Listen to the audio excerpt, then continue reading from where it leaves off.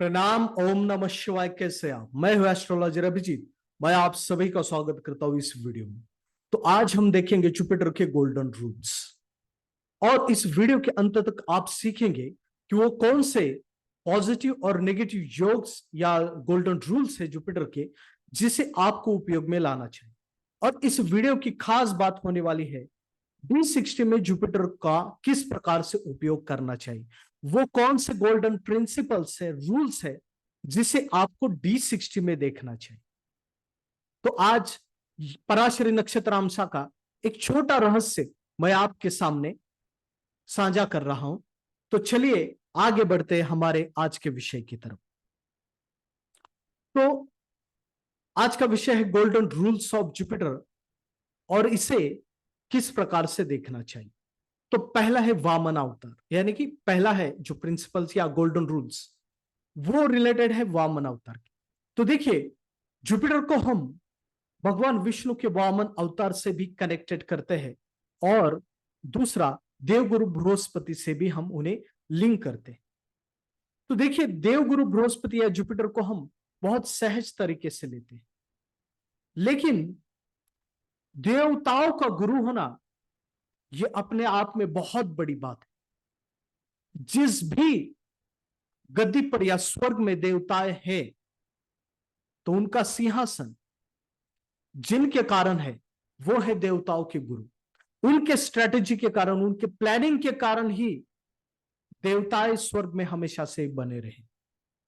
चाहे कितने भी आक्रमण उनके ऊपर क्यों ना हो, लेकिन देवगुरु बृहस्पति की स्ट्रेटेजी और प्लानिंग ही उनके काम में आए। तो यहां पर एक बात को आप समझिए कि जुपिटर को आप सहज तरीके से ना ले कि सिर्फ वो बहुत ही शुभ प्लैनेट्स है, ऐसा नहीं है।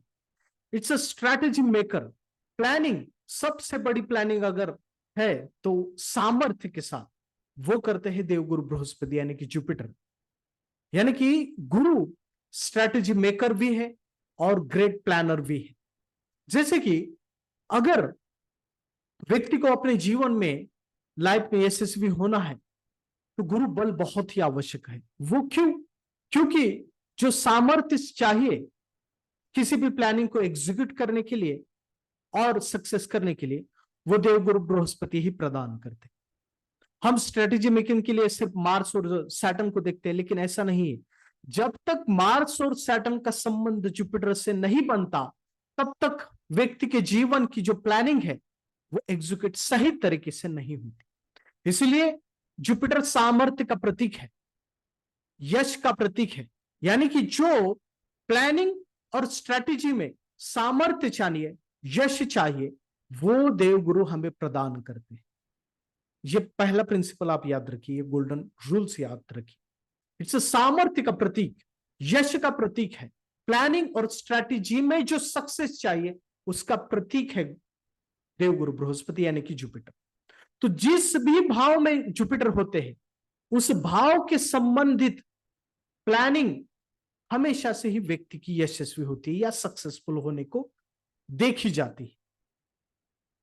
ठीक इसी प्रकार से आप वामन अवतार को देखिए। वामन अवतार में जब भगवान विष्णु ने वामन अवतार लिया और दैत्य के जो राजा थे, राजा बलि, उनके समक्ष अपनी मांगे रखी, तब दैत्य गुरु शुक्राचार्य ने उन्हें आगाह किया था कि यह देवताओं की स्ट्रैटेजी है, आप इसमें मत फंसिए। लेकिन फिर तब भी बलि राजा नहीं माने। उनका शॉर्ट टर्म लॉस हुआ, लेकिन लॉन्ग टर्म में उनको बहुत ही लाभ हुए।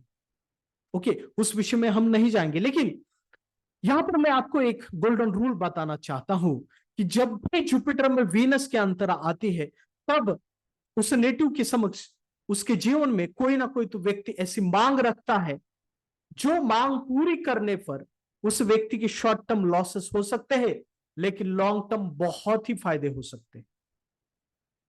ओके, तो इसका आप उपयोग कीजिए। जैसे कि आप समझिए कि वीनस 10th हाउस में, तो निश्चित तौर पर करियर में या फिर वर्किंग कंडीशन में या बिजनेस में कोई ऐसी मांग आ सकती है किसी व्यक्ति से कि जिसका शॉर्ट टर्म में लॉस हो सकता है जो मांग पूरी करने से, लेकिन लॉन्ग टर्म में बहुत ही अच्छा फायदा हो सकता है। और ये खास तौर पर जुपिटर महादशा में वीनस अंतरा में होता है। ओके, इसको याद रखिए।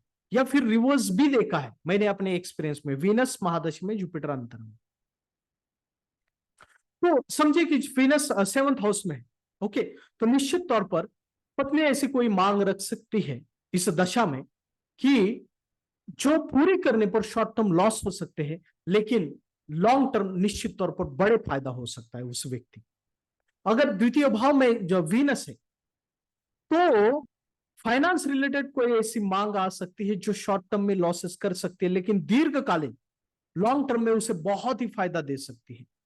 तो इस तरीके से हमें वो देखना पड़ता है। इस तरीके से आपको इसको देखना चाहिए कि जब भी जुपिटर में वीनस या वीनस में जुपिटर आता है, तब ऐसी मांग उठती है कि जो व्यक्ति के लिए शॉर्ट टर्म में लॉस देती है, लेकिन लॉन्ग टर्म में बहुत ही फायदेमंद रहती है। और दूसरा, देवगुरु बृहस्पति से जो भाग्य आवश्यक होता है सामर्थ्य के लिए, वो गुरुदेव हमें प्रदान करते हैं, यानी कि जुपिटर, देवगुरु बृहस्पति हमें प्रदान करती है। Next, golden touch. Golden touch यानी कि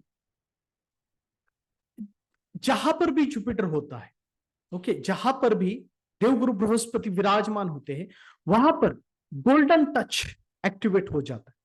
यानी कि आप समझे कि जैसे लग्न में अगर देवगुरु बृहस्पति या जुपिटर है, तो निश्चित तौर पर ऐसा व्यक्ति सभी के लिए बहुत ही लाभदायक साबित हो सकता है। यानी कि वो व्यक्ति जिस भी व्यक्ति के साथ रहता है, जिस भी व्यक्ति के साथ संलग्न होता है, उस व्यक्ति का अवश्य ही फायदा होता है, लाभ होता है। जिस भी माहौल में जाता है वो माहौल खुल उठता है, वहां पर शुभता आती है, तो इसलिए उसे गोल्डन टच कहा जाता है। तो ये गोल्डन रूल है कि जहां पर भी जुपिटर विराजमान है, जिस भी भाव में विराजमान है, वो भाव खिल उठता है, उसमें गोल्डन टच आ जाता है। कैसे? जैसे आप समझिए कि 10th भाव में जुपिटर विराजमान है, तो निश्चित तौर पर ऐसे व्यक्ति का वर्किंग कंडीशन में दूसरे के लिए बहुत ही लाभदायक होता है। यानी कि अगर वो जिस भी ऑफिस में काम कर रहा है, वो उस ऑफिस के लिए गोल्डन टच बन जाता है। यानी कि उसके आगमन से, उसके आने से, उसके वहां पर काम करने से भी उस कंपनी का फायदा हो सकता है, उस वर्किंग कंडीशन का फायदा हो सकता है, आसपास वाले लोगों का भी फायदा हो सकता है।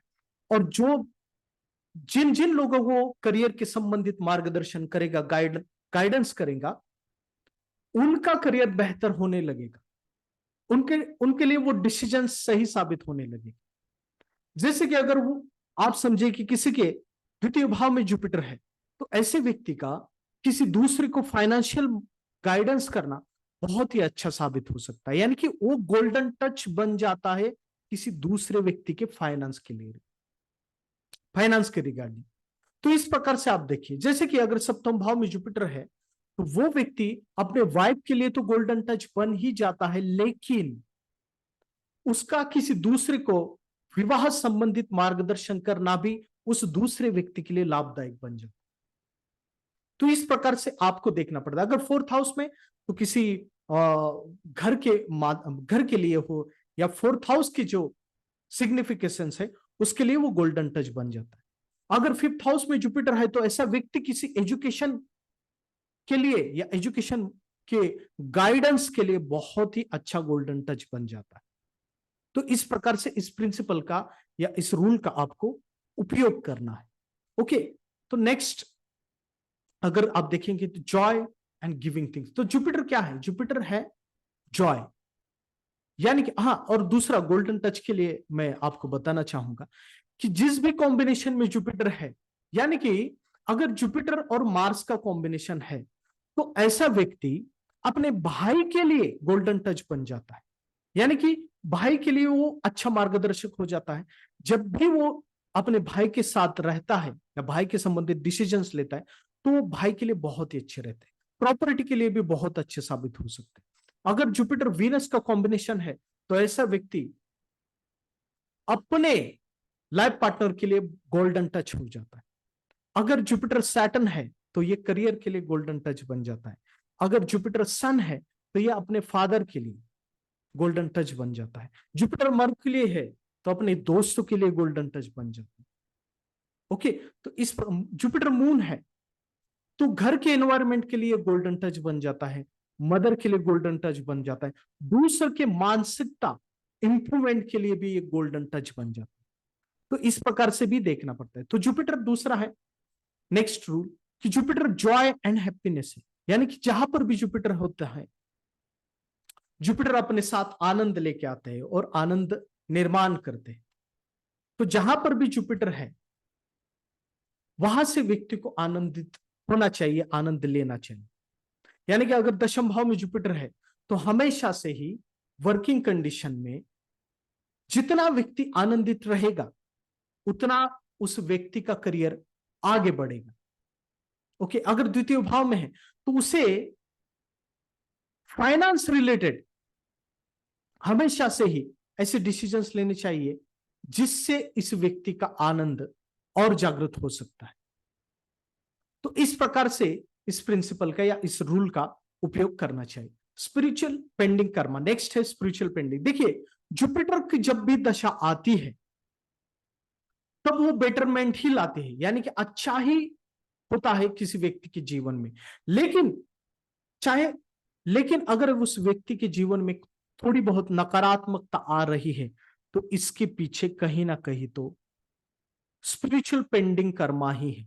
यानी कि कुछ ऐसे स्पिरिचुअल पेंडिंग कर्मा है जो उस व्यक्ति को दिक्कत कर रहे हैं। इससे पहचाने कैसे, किस प्रकार से देखें? तो आप समझिए कि अगर 7th हाउस में जुपिटर है और जुपिटर की महादशा चल रही या अंतरदशा चल रही और उस व्यक्ति को दिक्कतें आ रही है मैरिज में या मैरिज रिलेटेड, ओके, तो निश्चित तौर पर आप ये समझिए कि कहीं ना कहीं तो उस व्यक्ति के स्पिरिचुअल पेंडिंग कर्माज है 7th हाउस रिलेटेड। यानी कि ऐसे व्यक्ति ने कहीं ना कहीं तो उसके शादी के लिए या शादी के बारे में देवताओं को या किसी मंदिर में जाकर प्रॉमिस किया हुआ होता है कि मेरी आपने उसकी शादी के लिए या किसी दूसरे की शादी के लिए उसने अपने मन से, अच्छे मन से दूसरे के लिए प्रॉमिस किया होता है या खुद के लिए प्रॉमिस किया होता है और वो प्रॉमिस उसने फुलफिल नहीं किया होता, जिस कारण इसे तकलीफ होती है। अगर 10th हाउस में जुपिटर है, जुपिटर की महादशा चल रही है या अंतरदशा चल रही है और उसमें उसे दिक्कत आ रही है तो निश्चित तौर पर यह बात है कि वहां पर स्पिरिचुअल आध्यात्मिक पेंडिंग कर्मास है। यानी कि उस व्यक्ति ने किसी मंदिर में या किसी देवताओं को प्रॉमिस किया हुआ होता है कि अगर मुझे जॉब लगी या मुझे मेरा प्रमोशन हुआ या मेरा करियर आगे बढ़ा तो मैं ये चीजें कर सकता हूं, लेकिन वो उसने प्रॉमिस कंप्लीट नहीं किया हुआ होता तो जिस कारण उसे दिक्कत आती। तो स्पिरिचुअल पेंडिंग कर्मा यानी कि आध्यात्मिक पेंडिंग कर्मा का ये रूल याद रखिए और वहां पर देखिए और उसे बोलिए आप, जैसे कि 5th हाउस में जुपिटर है और वहां पर दिक्कत आ रही है चाइल्ड के लिए या एजुकेशन रिलेटेड, तो आप कह सकते हैं कि क्या आपने कुछ देवताओं को या किसी मंदिर में जाकर कोई मन्नत मांगी थी जो आपने पूरी नहीं की, तो उसे बोलिए कि आप जाइए और तुरंत जाइए और पूरी कीजिए, उसके काम बनने लगेंगे। ओके, तो इस तरीके से आपको देखना पड़ता है। नेक्स्ट है Jupiter is a long term planning. Jupiter जो है वो हमेशा से ही लॉन्ग टर्म प्लानिंग के लिए जाने जाते हैं, तो इसलिए जहां पर भी जुपिटर है उस भाव के संबंधित व्यक्ति लॉन्ग टर्म प्लानिंग करता है। जैसे कि 2nd हाउस में जुपिटर है तो वो व्यक्ति फाइनेंस रिलेटेड बहुत ही लंबी प्लानिंग करता है। दूसरा, अपने फैमिली के बारे में भी बहुत ही लंबी प्लानिंग करता है, लॉन्ग टर्म प्लानिंग करके चलता है। 7th हाउस में है तो marriage related long term planning होती है। दशम भाव में है तो अपने career related long term planning होती है। पंचम भाव में है तो अपने education, child related long term planning होती है। कॉम्बिनेशंस में देखिए, जैसे जुपिटर मर्क्यूरी है तो एजुकेशन के रिलेटेड लॉन्ग टर्म प्लानिंग होती है। जुपिटर वीनस है तो life partner, finance related long term planning होती है ऐसे व्यक्ति की, और जो सक्सेसफुल होती है। लॉन्ग टर्म प्लानिंग करके ही चलना चाहिए क्योंकि ऐसे व्यक्ति की प्लानिंग सक्सेसफुल होती है। जुपिटर सैटर्न का कॉम्बिनेशन है तो career related long term planning होती है जो उस व्यक्ति को सक्सेस भी देती है। तो इस प्रकार से इस गोल्डन रूल को याद रखिए। नेक्स्ट देखते हैं हम, Jupiter is a perfect and limited pitch. यानी कि इस रूल को याद रखिए कि जुपिटर हमेशा से ही एक दर्जा है, एक रुतबा है। यानी कि वो कोई भी बात नहीं करता, वो लिमिटेड स्पीच करते हैं और जो बोलेंगे वो क्वालिटी ही होगी। तो इसका मतलब यह है कि जहां पर भी जुपिटर है, जिस भाव में भी है, तो ऐसे व्यक्ति ने दूसरे व्यक्ति को उस भाव के संबंधित ऐसे ही कोई मार्गदर्शन नहीं करना चाहिए, यानी कि एडवाइस नहीं देना चाहिए, मांगे बिना एडवाइस नहीं देना चाहिए। जुपिटर अगर द्वितीय भाव में है तो फाइनेंस रिलेटेड मांगे बिना एडवाइस नहीं देना चाहिए। अगर देते हैं तो शायद फाइनेंस रिलेटेड प्रॉब्लम्स आ सकते हैं।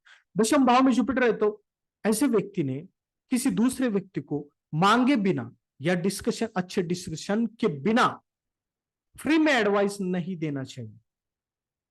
ये उनके करियर के लिए थोड़ा शॉर्ट टर्म के लिए लॉस या थोड़ा दिक्कत निर्माण कर सकता। अगर पंचम भाव में है तो एजुकेशन रिलेटेड एडवाइस फ्री में नहीं देना चाहिए। समहाउ क्वालिटी डिस्कशन के बाद, अच्छे डिस्कशन के बाद जब भी वो व्यक्ति अपेक्षा करता है मार्गदर्शन की, तभी एडवाइस और मार्गदर्शन करना चाहिए, क्योंकि जुपिटर परफेक्ट स्पीच है और ये गोल्डन छड़ी भी है, यानी कि ऐसे ही वो कभी एडवाइस नहीं देती। जुपिटर इज अ ट्रस्ट, यानी कि जिस भाव में भी जुपिटर है वहां पर उस व्यक्ति ने ब्लाइंड फेथ करना चाहिए उस भाव संबंधित। जैसे कि अगर जुपिटर दशम भाव में है तो ऐसे व्यक्ति ने ब्लाइंड फेथ, यानी कि भगवान के भरोसे चलना चाहिए। उसके काम बहुत ही अच्छे होते हैं, बहुत ही अच्छी बनने लगते हैं और वो व्यक्ति जीवन में बहुत ही अच्छी तरीके से आगे बढ़ता है। सप्तम भाव में है तो ऐसे व्यक्ति ने विवाह संबंधित या मैरिज रिलेटेड जो भी है उस संबंधित ब्लाइंड फेथ रखना चाहिए। फोर्थ हाउस रिलेटेड सिग्निफिकेशन में ब्लाइंड फेथ रखना चाहिए, भगवान के ऊपर भरोसा करना चाहिए, तो वो व्यक्ति जीवन में बहुत ही अच्छी तरीके से आगे बढ़ता है। नेक्स्ट है हॉलीडे। हॉलीडे का मतलब देखिए, जुपिटर फ्रेशनेस है, अच्छी हवा है, खुली हवा है, तो ऐसे व्यक्ति ने हमेशा से ही कहीं टूरिस्ट यानी कि स्पिरिचुअल विजिट करनी चाहिए, स्पिरिचुअल घूमना चाहिए, स्पिरिचुअल प्लेसेस को विजिट करना चाहिए। तो इससे भी जुपिटर बहुत ही अच्छा ड्रूम होता है, यानी कि उसके जो जिस भी भाव में बैठा है उस भाव संबंधित अच्छे फल मिलना शुरू हो जाता है जुपिटर का। तो जब भी स्पिरिचुअल प्लेसेस पे विजिट करे या कई नई दूर क्षेत्र में घूमने जाए तो ये भी जुपिटर को अच्छा बनाता है, तो उस भाव संबंधित अच्छे फल मिलने शुरू हो जाते हैं। एट्थ हाउस, तो एट्थ हाउस यानी कि क्या, इस बात को हमेशा याद रखिए कि जुपिटर का एट्थ हाउस में होना लग्न कुंडली में और B60 में अच्छा नहीं कहा जा सकता। और अगर वो जुपिटर है अष्टम भाव में, अगर वो रेट्रोगेट है और वो D60 में भी है तो ये ज्यादा नकारात्मक होता है। ये निश्चित तौर पर चाइल्ड के तौर पर या जीवन में कहीं ना कहीं तो सैड एपिसोड्स निर्माण करता है। अकेला है तो ठीक है, लेकिन फिर भी ये दिक्कत निर्माण करता है। और दूसरा, जुपिटर राहु का एक साथ होना, खास तौर पर मीन राशि में, दूसरा सैगिटरियस राशि में और मेष राशि में, वृश्चिक राशि में और एक्वेरियस में, अष्टम भाव में, व्यय भाव में, यह बहुत नकारात्मक होता है। यह निश्चित तौर पर व्यक्ति को, इसमें होता क्या है ये देखिए, इसमें व्यक्ति को फाइनेंस तो आता है, अर्थ तो आता है, लेकिन कहीं ना कहीं तो ये चाइल्ड के ऊपर नकारात्मक प्रभाव डाल सकता है। तो ऐसे व्यक्ति को हमेशा से याद रखना चाहिए कि जब भी वो अर्थार्जन करे, अपनी फाइनेंशियल प्रोग्रेस करे, तब उसे उसके चाइल्ड की तरफ हमेशा से ही ध्यान देना चाहिए, क्योंकि शायद ऐसी सिचुएशन आ खड़ी हो सकती है कि चाइल्ड के कारण उस व्यक्ति को अपमानित होना पड़े या कुछ ऐसे संबंध निर्माण होते हैं, ऐसे सिचुएशंस आते हैं कि दुख होता है चाइल्ड के कारण। तो हमेशा ऐसे व्यक्ति को चाइल्ड की तरफ ध्यान देना चाहिए जब भी वो अर्थार्जन करे। ओके, तो इस चीज को आप या इस रूल्स को याद रखिए। दूसरा, जुपिटर केतु, हम इसे अच्छा तो मानते हैं ज्ञान के लिए, लेकिन ये आध्यात्मिक दोष भी है, गुरु का दोष भी है। कहीं ना कहीं तो पिछले जन्म में ऐसे व्यक्ति ने गुरु के प्रति कुछ चीजें ऐसी जिसे अच्छा नहीं कहा जा सकता, या अपने कर्तव्य को नहीं निभाया होता, जिस कारण ये योग बन रहा है। तो ऐसे व्यक्ति जब भी अध्यात्म से जुड़े होते हैं तो इनको तकलीफ भी होती है, तकलीफ भी होने लगती है। तो ऐसे व्यक्ति को अध्यात्म के साथ जुड़े भी रहना चाहिए और अपना प्रैक्टिकल जीवन भी बहुत ही अच्छे तरीके से निभाना भी चाहिए। जब भी ये व्यक्ति का मिसबैलेंस होता है, यानी कि जैसे प्रैक्टिकल जीवन और आध्यात्मिक जीवन, और ये जब अध्यात्म की तरफ आगे बढ़ने लगते हैं, तब इनको थोड़ी बहुत तकलीफ आ सकती है। ओके, तो इसको भी याद रखें। इसके लिए शिव की आराधना सबसे अच्छी है, सबसे बेहतर है। नेक्स्ट है D60 चार्ट। D60 चार्ट, और ये सबसे महत्वपूर्ण और ये सीक्रेटिव पार्ट मैं आपके यहां पर रिवील करने जा रहा हूं। जैसे इसमें देखना क्या, आपको हाउसेस और दशा, यानी D60 चार्ट में आपको क्या देखना है, ये यहां पर देखिए कि जब भी आप किसी कुंडली को देखें, उस वक्त आप D60 में जाइए। जैसे लग्न कुंडली तो है, D60 में जाइए और जुपिटर जहां पर विराजमान है, वहां से आप लग्न कुंडली यानी कि जुपिटर D60 चार्ट का लग्न बनाइए, और वहां से आप कुंडली को रिकंस्ट्रक्ट कीजिए। तो जैसे यहां पर मैंने जुपिटर को लग्न बनाया है, ओके, तो यहां से आपको सभी चीजें उस व्यक्ति के रिलेटेड पता चलेगी। यहां से आपको देखना क्या है, जुपिटर के साथ कौन है लग्न में, जुपिटर से 5th हाउस देखना है पूर्व पुण्य के लिए और सभी चीजों के लिए, और 9th हाउस को भी देखना है उसके आने वाले प्रोस्पेक्टस के लिए। और दूसरा, यहां से आप सब कुछ देख सकते हैं, सब कुछ, उसका फाइनेंस, उसका करियर, और इसमें दशा को भी आपको इंप्लीमेंट करना है। जैसे इस व्यक्ति को मून की दशा में बहुत सारे लॉसेस हुए, बहुत सारे लॉसेस हुए। तो यहां पर देखिए आप, अगर आप यहां पर देखेंगे तो 10th लॉर्ड है मून, और वो केतु मून के साथ है 12th हाउस में। तो डेफिनेटली मून की दशा में लॉसेस हुए। देखिए जुपिटर के 12th हाउस में है, तो डेफिनेटली इस जीव को लॉसेस होने वाले हैं उसके करियर में। ये आपको यहां से पता चलेगा, आपको यहां से बहुत सारी चीजें पता चलेगी। पूर्व पुण्य भी 5th हाउस से पता चलेगा।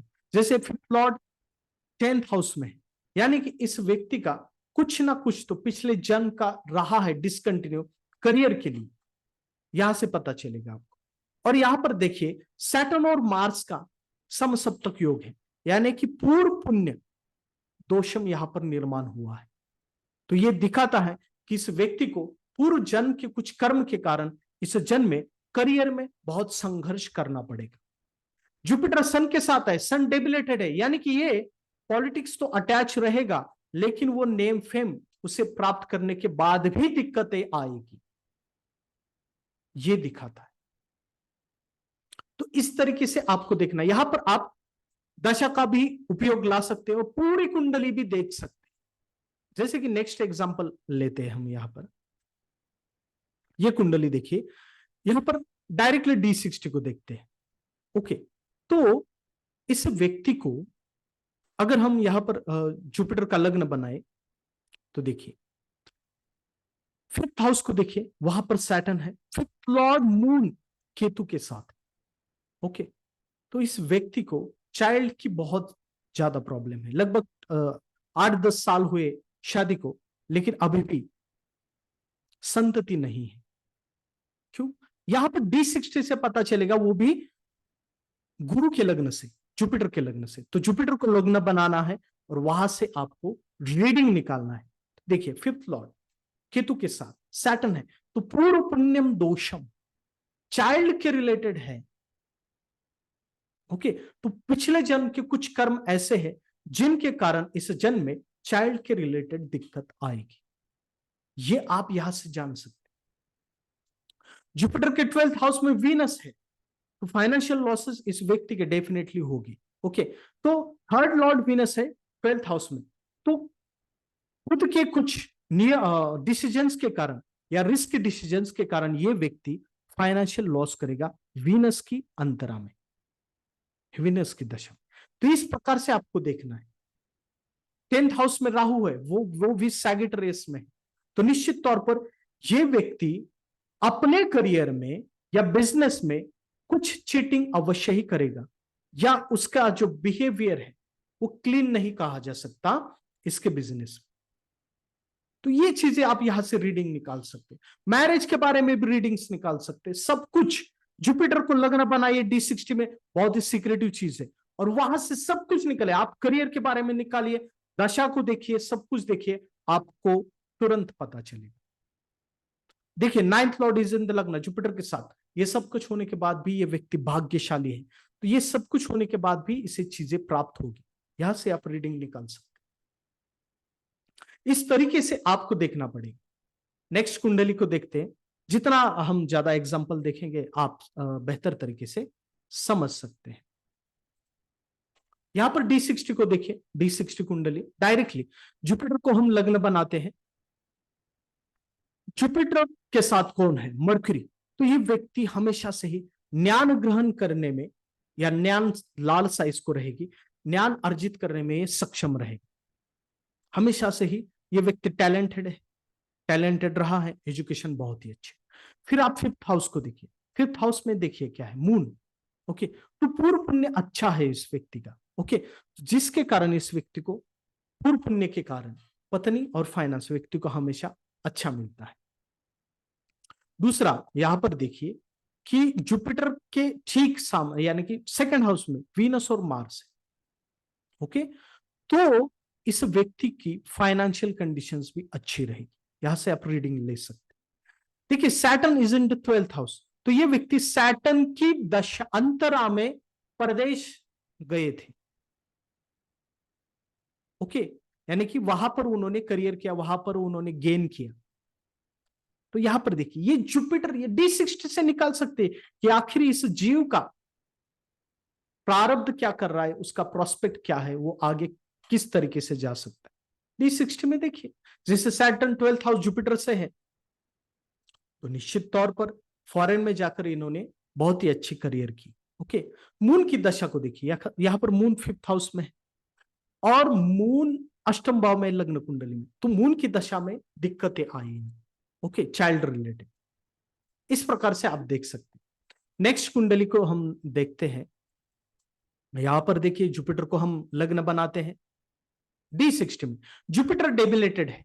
ओके, और जुपिटर के 12th हाउस में मार्स है, केतु है, सैटर्न है और सन है। ये बिल्कुल भी अच्छा कॉम्बिनेशन नहीं। ओके, तो इट्स पूर्व पुण्यम दोषम। मार्स सैटर्न है, यानी कि भाई के कारण इस व्यक्ति को लॉसेस हो सकते, क्योंकि जुपिटर के 12th हाउस में है। भाई के कारण प्रॉपर्टी के लॉसेस हो सकते। देखिए जुपिटर का जो 2nd लॉर्ड है सैटर्न, वो 12th हाउस में, तो सैटर्न के अंतरदशा में लॉसेस हो गए, फाइनेंशियल लॉसेस हो गए। इस प्रकार से आप देख सकते हैं। जैसे 7th Lord moon 6th house में, तो शादी के बाद दिक्कतें आएगी, शादी के बाद डिस्प्यूट्स हो सकते हैं। इस प्रकार से आप देख सकते हैं। सन केतु का कॉम्बिनेशन, सन सैटर्न का कॉम्बिनेशन, फादर को दिक्कत है।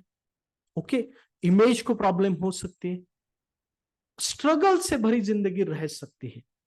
तो इस व्यक्ति को रिस्क नहीं लेना चाहिए अपने जीवन में आर्थिक तौर पर। यह आपको जानना है, क्योंकि यह बंधन योग है जुपिटर के 12th हाउस में, और वो भी D60 में। इसको बिल्कुल भी निग्लेक्ट नहीं करना चाहिए। बस रूल ये है कि जुपिटर को लग्न बनाइए, वहां से सब कुछ देखिए, सब कुछ। ऐसा नहीं कि आपको पूर्व पुण्य देखना है, 9th हाउस देखना है सिर्फ, सब कुछ देखिए, फाइनेंस देखिए, करियर देखिए, सब कुछ। जुपिटर के साथ कौन है यहां पर देखिए D60 में जुपिटर का डेबिलेटेड हो जाना बहुत ही नकारात्मक बात है। ओके, तो ये दिखाता है कि पूर्व पुण्यम दोषम है, आध्यात्मिक दोष है ऐसे व्यक्ति को कुछ ना कुछ। ओके, तो ये कुंडली देखिए, D60 को हम डायरेक्टली देखते हैं। D60 में जुपिटर केतु साथ है, यानी कि आध्यात्मिक दोष है ऐसे व्यक्ति को। ओके, तो ये जितना अध्यात्म से जुड़ा रहेगा, शुरुआती दिनों में इसके जीवन में तकलीफें भी आएगी। गुरु के साथ संबंध, ये तो अपने से अच्छा बनाने की कोशिश करेगा, लेकिन गुरु का बिहेवियर इसकी तरफ उतना अच्छा नहीं रहेगा, क्योंकि जुपिटर केतु केतु कुछ ना कुछ तो दिक्कत देता ही है।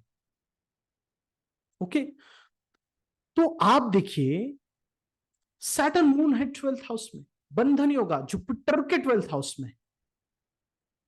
तो इस व्यक्ति को जब सैटर्न के अंतर आई तब सबसे ज्यादा लॉसेस हुई, सबसे ज्यादा फाइनेंशियल लॉसेस हुई इस व्यक्ति की, क्योंकि second Lord is in 12th house.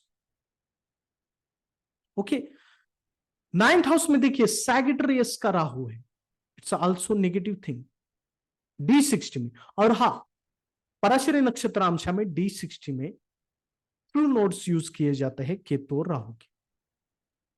इस प्रकार से आपको mercury is in the 8th house of Jupiter, तो मर्क्यूरी की दशा अच्छे नहीं जाएंगे। और सेकंड थिंग, ये अपने कम्युनिकेशन के कारण और अपने खुद के विचारों के कारण ही दिक्कत में आएगा, क्योंकि मर्क्यूरी अष्टम भाव में है। ओके, कम्युनिकेशन के कारण, बोलने के तरीके के कारण और अपने विचारों के कारण, क्योंकि मर्क्यूरी कहीं ना कहीं तो सबकॉन्शियस माइंड भी है, उसके कारण ये व्यक्ति दिक्कत में आए। तो ऐसे आप समझ सकते हैं चीजों को D60 से। नेक्स्ट अगर देखा जाए तो इस तरीके से आपको देखना चाहिए। तो ये आपको शायद यहां पर फिर से गौर कीजिए कि आपको D60 को देखना है डायरेक्टली, D60 में लग्न को देखना है, मतलब जुपिटर को लग्न बनाना है, वहां से रीडिंग निकालनी है। आप लग्न कुंडली को देखिए पहले, उसे एनालिसिस कीजिए, और D60 में ये खास तौर पर जुपिटर के लिए इससे बहुत सारी टेक्निक्स या चीजें पता चलती है व्यक्ति के लाइफ के बारे में, क्या हो सकता है क्या नहीं हो सकता, क्योंकि जुपिटर से ही आप सब कुछ देखिए, आपको तुरंत पता चला गया कि उसके भाग्य में क्या है, उसके प्रारब्ध में क्या है, उसका सामर्थ्य क्या है, क्या उसके लॉसेस होने वाले हैं। ओके, यानी कि उसके प्रारब्ध में, भाग्य में क्या छुपा हुआ है, ये आपको D60 के जुपिटर से पता चलेगा। तो इस प्रकार से आपको D60 का उपयोग करना है। ओके, ये तो हो गया हाउसेस और दशा के बारे में भी करना है।